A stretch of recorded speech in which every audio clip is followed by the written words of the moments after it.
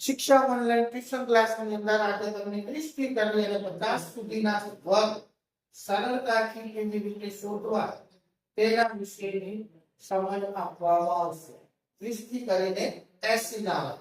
એના માટે સૌથી પહેલા તમારે આધાર લેવાનો છે 25 અને કોઈ પણ સંખ્યાની સરખામણી કરવાની છે 50 થી. તો સૌથી પહેલા આપણે વાત કરીએ કે 56 નો વર્ગ.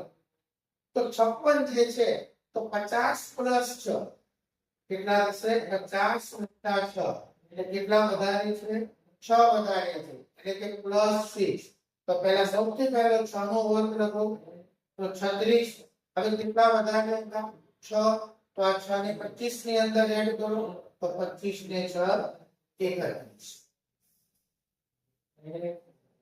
બીજી વાત કરીએ કે 52 નો વર્ગ. તો 52 જે છે 50 કરતા કેટલા વધારે છે? 2. તો 2 નો વર્ગ થાય 4. પણ 4 ને મૂકવાના 0 4. 52 સરખામણી કરી આધા 25 તો 25 વત્તા 2 એટલે 27. તો તમારો જવાબ આવી ગયો. આ તો 50 કરતા વધારે હોય એવી રકમ છે. 46 ના વર્ગની વાત કરીએ તો 46 નો વર્ગ.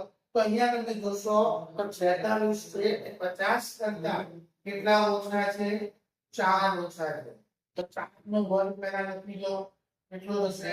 16. હવે આગળ 25 છે તો 25 માંથી 4 ને બાદ કરવાના છે કારણ કે ઓછા છે. તો આપણે મૂકશું 21.